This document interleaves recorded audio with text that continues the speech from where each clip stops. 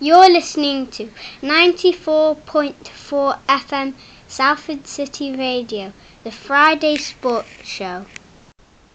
You're listening to 94.4 FM Salford City Radio, the Friday Sports Show, for your host, Jimmy Petruzzi, bringing you news from the local area and around the world. We're fortunate in this show to have some of the world's best athletes, sports people, coaches, sports psychologists have joined us, different disciplines in sport, but we also have a segment where we interview some of the world's most influential people in the field of psychology and related fields. And today we have a very special guest who's going to give us a really fascinating insight into her work.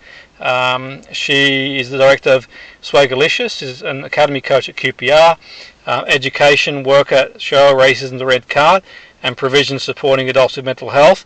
Manisha Tailor MBE, welcome to the show. Great to have you on board.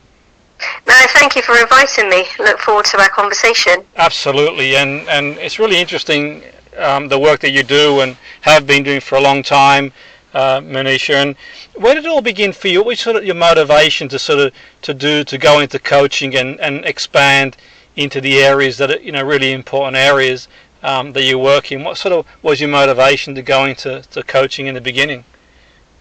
So coaching really was a natural progression, because I trained as a primary school teacher. But in terms of football as a sport, I was inspired by my twin brother, and we grew up in a time where there were very few pathways, particularly for young girls and women. And if you were a woman who is of South Asian heritage, not many women or young girls played football, particularly when I was growing up in the early 80s. So I very quickly realised that football was only ever going to be something that I did at school. I went on trials as a young kid at Barnet, which was my local centre of excellence at the time, with my best friend Jenna, and I got in.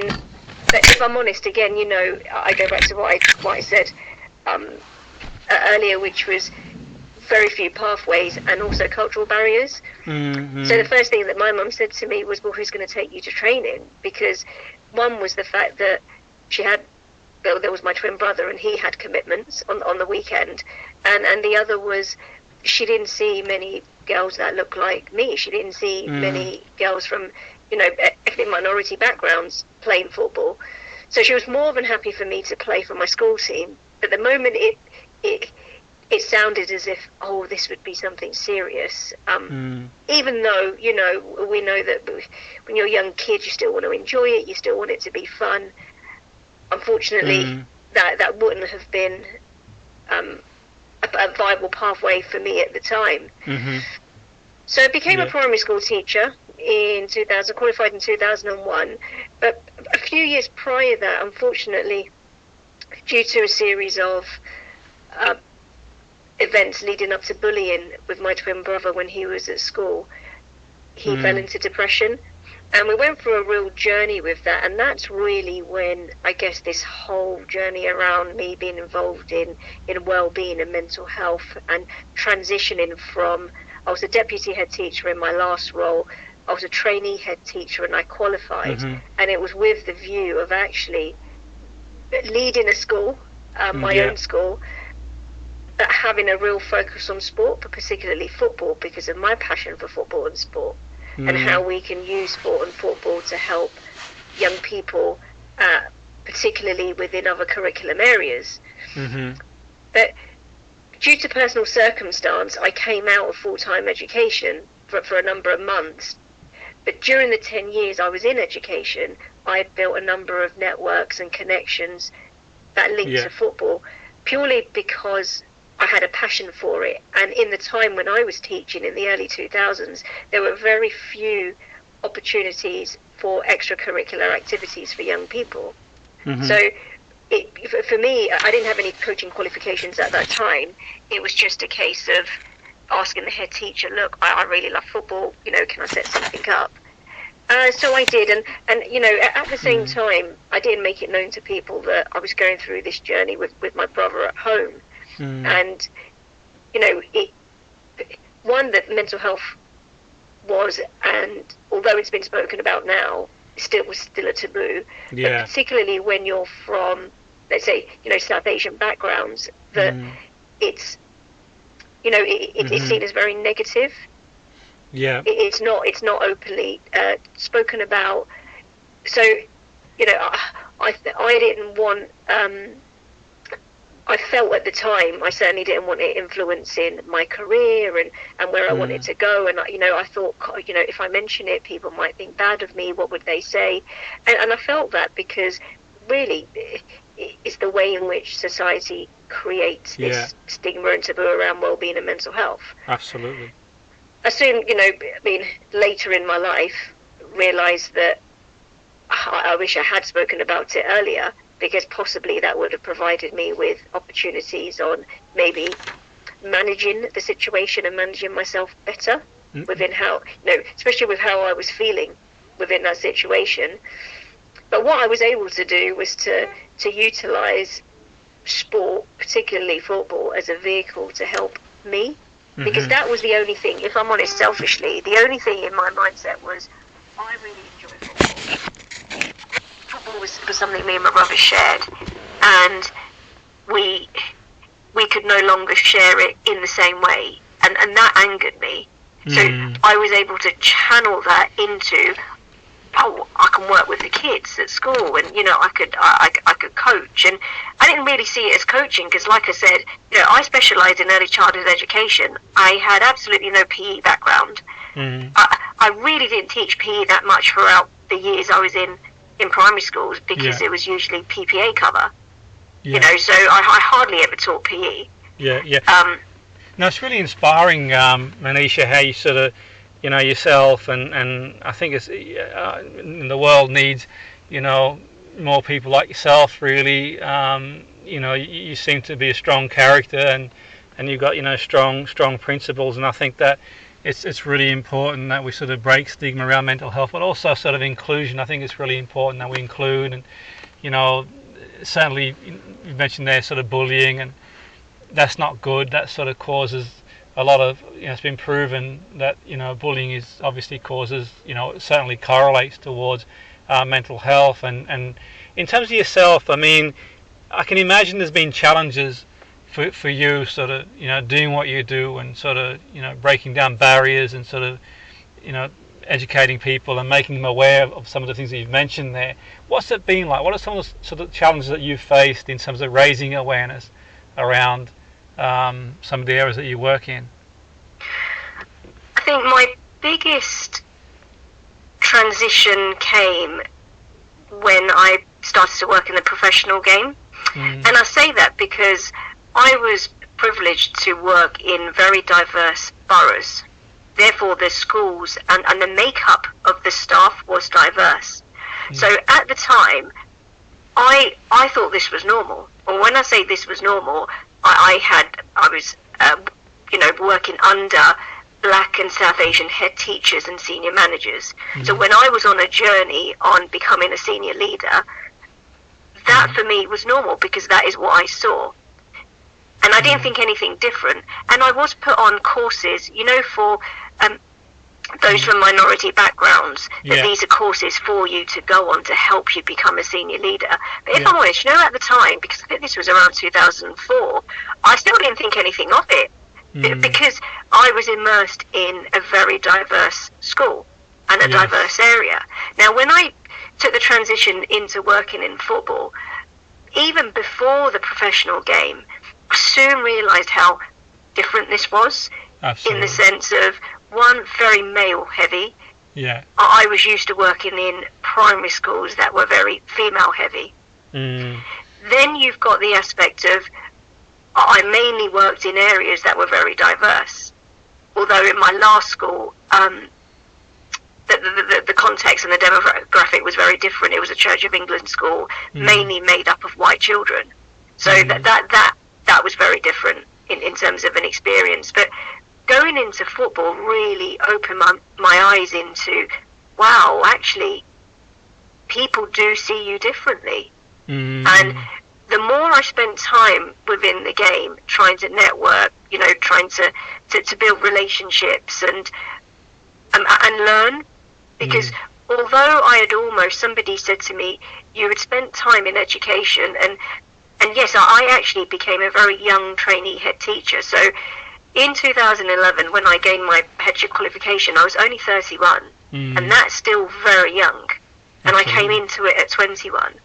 And people said to me, you're almost now trying to reinvent yourself, because you got to the pivotal of your career, but, you know, I didn't actually work as a head teacher.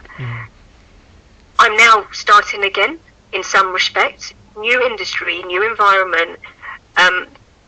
I was going through my coaching badges, you know, got my level 1, got my level 2, then worked towards my B license, and so on, and, you know, with the youth awards too, currently on my A license. But I soon realised, unless you have strong mentors within the game, unless you have a network of people who understand the culture and the environment within the game, it's really difficult. Coming in as a novice, and I've always been open and honest about that, it's a very unfamiliar industry to me. And the second, coming in as a woman, and then thirdly, you're coming in as an Indian woman. So you're already getting judged before you even start talking about and sharing your other experiences. Because for me, it was about transferable skill set. I knew what I didn't know, and I knew what I needed to learn. But what I was able to do was to almost try and say, look, I'm open and honest about understanding where I'm at. But this is what I can bring. And I'm open to learning. And I was fortunate enough to meet people like Rachel Yankee, who allowed me an opportunity to work with her grassroots program. Matthew Joseph at the FA, who took me under his wing when I was going through the youth modules. Like Alex Welsh, who was at the FA, again took me under his wing and really helped me through the core coaching program. When I was doing my level 2, moving on to my UA for B. And then I met Chris Ramsey, and that was in 2014. And if I'm honest, I didn't think that me working in a professional football club was even a viable pathway or route.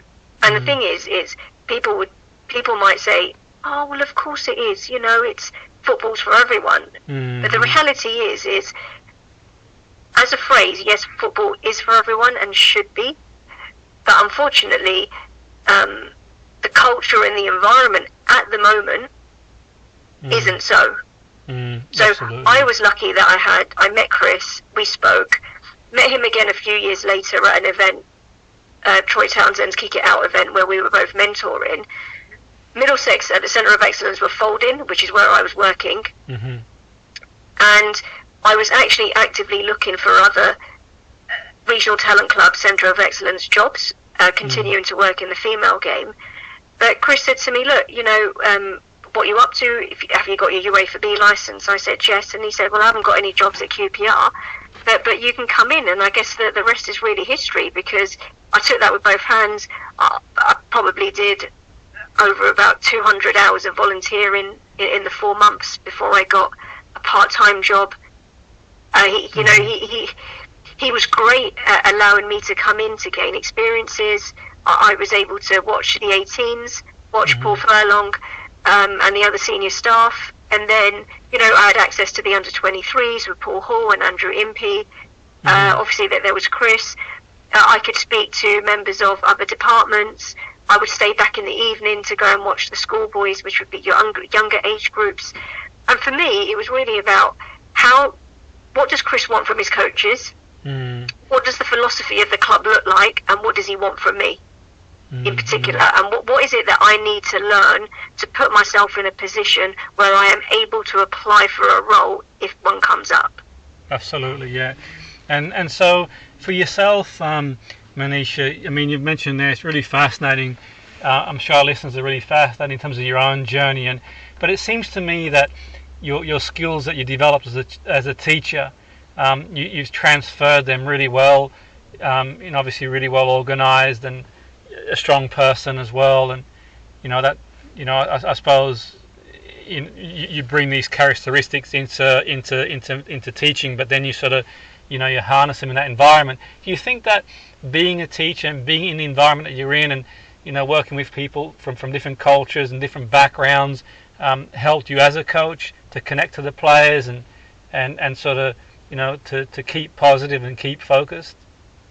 Yeah, no, absolutely. But I think actually it was my specialism in early childhood education that I feel really helped, because what that did was give me a good base and foundation and understanding child development and learning. And I think that's key, because when you're working with players, and the bar majority of people will work in the development arena, the majority of people, they may have an ambition to work with senior teams and senior players, but those are still on a development journey. So I think because I came in with an understanding of young people and learning and development, that provided a good base for me to work from. Like you spoke about connections, and that's key, because you can have all the knowledge in the world, but unless you can connect with the players and unless you can connect with people, it doesn't matter. Absolutely. And that's a really important point you've made there, and certainly for our listeners who are aspiring to maybe go into coaching or even teaching or any sort of related field. For me, is that I've seen a lot of coaches who've got badges, Manisha, over the years, and some of them have played at the very highest level too. And I'm not sort of undermining anybody. Some great people out there. It might just be some people's sort of mannerism, but I've also seen sometimes you sort of see it that they don't really connect with the young people, so to speak. It's almost like, don't get me wrong, I've seen a lot of great people over the years, but I've certainly seen people. So what I'm getting at, it doesn't necessarily, I think, matter as a coach if you've not played at the very highest level, because I think the key thing is to how to transmit the information, how to motivate, how to inspire the young people. Would you say there is a case for that sometimes, where certain maybe professionals, those sort of qualities, do you think it's sort of important that maybe they do integrate that into coaching qualifications, learning? What are your sort of thoughts around that, Manisha? I think a mix of both, because I've had this conversation with a few people before, and I'm always saying that there is a place for those who have played the game, because they will see the game differently to someone like me who hasn't played the game. And I think it's really important. I think that you've got professionals who will see the pictures quicker, will understand the pictures quicker, because they have been in it. I've played it at grassroots Sunday League level. It's very different to somebody who's played in the Premier League or has, or in the Football League, or even internationally. Very different. And I think then the other thing is from a role modelling aspect. Particularly when you're working with the older players. Yeah, of course. Yeah. The role modelling aspect is great. Like, I look at QPR as an example. We have Paul Furlong, Andrew Impey, Paul Hall, Micah Hyde, who've all played. Absolutely. All played professionally.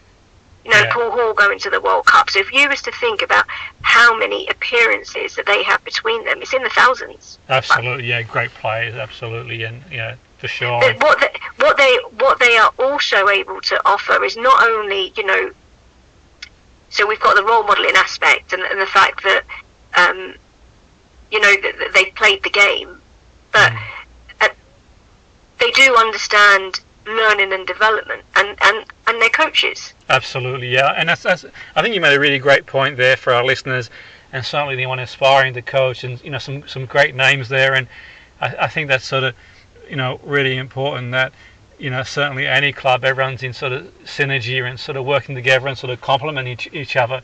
I mean, some of the skills that you've got, Manisha, a coach might not have, and some of the skills that a coach has, you might be developing, and it's really important, I think, that sort of coaches sort of complement each other and sort of are there and sing from the same hymn sheet. Do you think that's really key for the players in terms of their development, to have a mixture of different people with different sort of backgrounds who can provide the ingredients to the players to develop, and not just, because the thing is, really, the way I see it, Manish, is how many players will actually go on to be pro that go through the ranks. The reality is, I think it's really important, imperative that we as coaches sort of give the youngsters confidence that can transfer the skills in life in general. Just be the best person they can be. Yeah, no, definitely. And I think the key word you used there was about synergy, because I think there is a place for diverse skill set and a place for diversity, and that's not just, I spoke about skill set there, that's not just about, ethnicity and heritage. So, I spoke about like the senior staff we have at the moment, who've all played the game, and are credible coaches and very experienced coaches.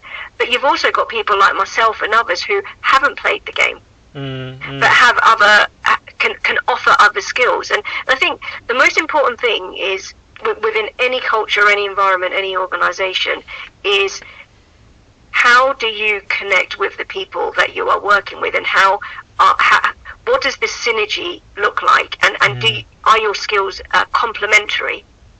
So I'll give you an example. So I work really closely within my role with Chris Ramsey, and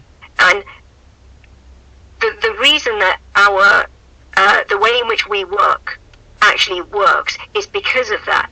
It's because there is synergy, and our skill sets complement each other. So what I'm able to offer also assists Chris with the wider program. Absolutely, a sense of sort of mutual respect there, which is sort of really important in the game, and sort of absolutely. And what I find interesting with yourself, Manish, you've done various roles, you've been successful in the roles that you've done, you're successful now, and I mean, what's your sort of vision going forward? Just sort of, I'm sort of curious to sort of, I'm sure our listeners are sort of, if it's okay to ask, where do you sort of, see yourself from where you are now? More of the same, or, what's your sort of vision? So, I'm currently on my A license, so I'm really enjoying working with the players. I love working within development. So I have the privilege of working from the under 9s right the way to the under 14s. I've had the under 13s for the last few seasons, and I love working within that phase, where it's you're introducing them to the game. So I'm really enjoying my coaching journey, and I want to continue along my pathway while I'm on the A license. My ambition would be to maybe be an assistant academy manager or an assistant head of coaching, that type of role long term, or even an academy manager, that type of role long term, particularly because of where I feel my skill set sit. Absolutely. To what I could offer, but alongside that, also have the on-field experience and be credible and respected in that way. Absolutely, that's really interesting stuff. And I suppose the A license is really obviously it can be challenging. Are you on the A license at the moment, Manish? Is that no, I'm on the A license at the moment. So like I said, that's why for me it's keep learning, keep being patient, go through my A license journey. But my long-term ambition would be to be either like an assistant head of coaching, assistant academy manager, and I think sometimes people say, but about being a number one, but that there's I think there's a lot to be said for being a very good number two. Absolutely. And that's a great point, really. I think that's a really important point, for sure. To have someone that you can sort of trust, respect, and vice versa is imperative. And certainly in the game, Manisha, I can think of you've got to have a number two that is there and you can really rely on, and so it's a huge position for me.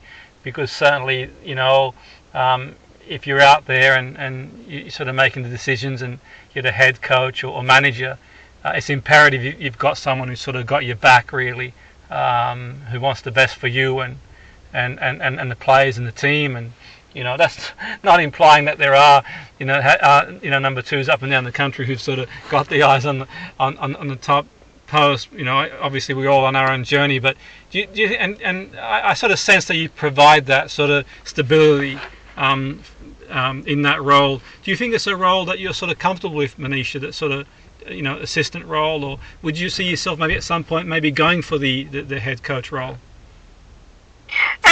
Well, I'm head coach at the moment. Of course, absolutely, for sure. Yeah. So it's when we say head, like for me, it's not. I started off as an assistant coach. I was assistant under nines. I was still learning when I started at the academy. Then, as I then transitioned, I became head coach. Before I was head coach of the 13s, I was an assistant. Yeah. But it's when we say head, it's for me, it's not necessarily with regards to the coaching part of it. Yes. It's more, when I say number 2, I mean as in a strategic role. Yes. So an assistant head of coaching to assist somebody who I feel I could complement with regards to that person, perhaps having more football experience. And because I'm aware of where my strengths lie, I want to be credible, which hence why I say that, it's important I'm on the field, it's important that I coach, but I know what I know and I know what I don't know. So I recognise that there may be people who are going to be better suited to being the academy manager or the head of coaching from a global football point of view. Absolutely, yeah. What I can definitely do is assist in that process. Absolutely, no, for sure. And I suppose if we have anyone sort of listening who's sort of considering, going into coaching and someone starting on their journey, I mean, it could be of any age really, listening in thinking, well, I'd like to maybe go down the road and what are some of the things that it's obviously difficult to advise anyone, it's just any sort of tips, any sort of insights into from your own experience that you could maybe share, Manisha, with someone looking to make their way into football from a coaching perspective? Yeah, I think it's important to connect. There's so many opportunities now to go to events run by either county football associations, the FA. I think that the Kick It Out scheme at the moment is brilliant.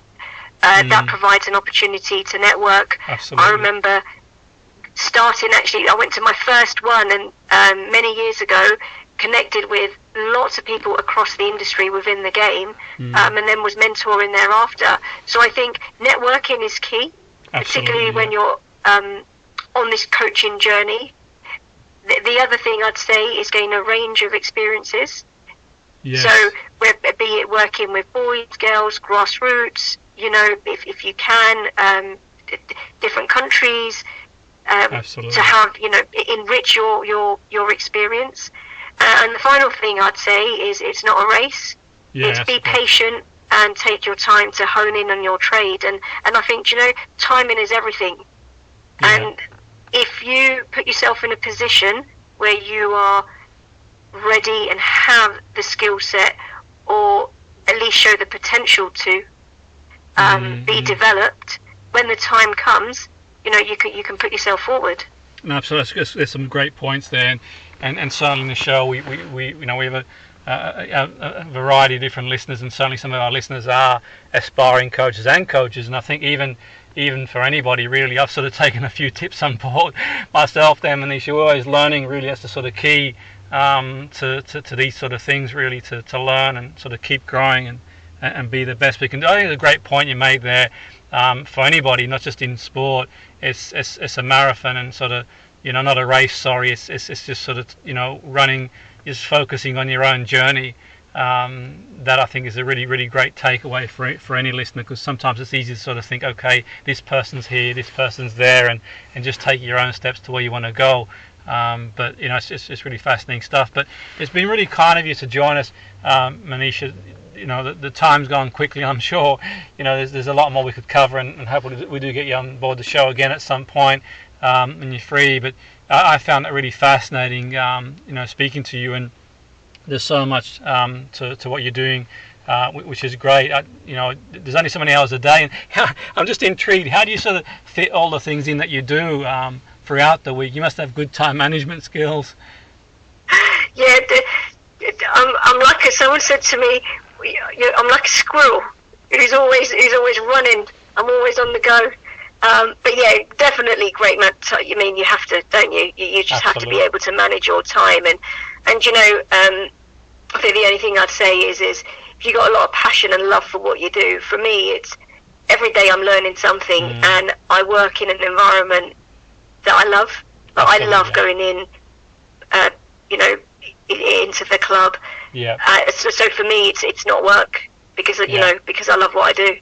Yeah, and you're making a huge difference too as well, which is great. And I think there's some really important things that you're doing as well. The mental health, the work around racism as well, and these are really important things. But also, yourself being an inspiring person. I think that one way to sort of show is do, and you're certainly doing it. You sort of walk your talk, and doing the A license now, which is fantastic, and obviously the work you're doing in QPR, which is a great club, is fantastic stuff. So I really want to thank you, Manisha, for coming on board. I found it really fascinating. No doubt the listeners have found it fascinating too. In terms of the work you do, if anyone wants to get in touch, have you got like a website? Any of our listeners, if they sort of maybe want to sort of see more of your work, or maybe get in touch, or if they've got any sort of any sort of insights to what you do, is any website they can go to, Manisha, to check out what you do? Yeah, so it's www.swaggarlicious.com, and the Instagram and Twitter also is at Swaggarlicious_. Brilliant, that's fantastic. So thanks again, Manisha, for coming on with the show. It's been a great speaking to you, very fascinating, and we wish you all every success in all your endeavours going forward. That was Manisha Tailor MBE, Director of Swaggarlicious, Academy Coach at QPR, Education Worker at Show Raising the Red Card, and Provision Supporting Adults with Mental Health, and no doubt she does a lot more work, and it's inspiring really, I think, and for any listeners who have listened to that, I think it's really inspiring to believe in yourself, irrespective of whether you get into sport or any sort of field. Have that belief, that confidence, and that resilience and determination, and see where the road takes you. 94.5 FM, Salford City Radio, the Friday Sports Show, with your host Jimmy Petruzzi, bringing news from the local area and around the world.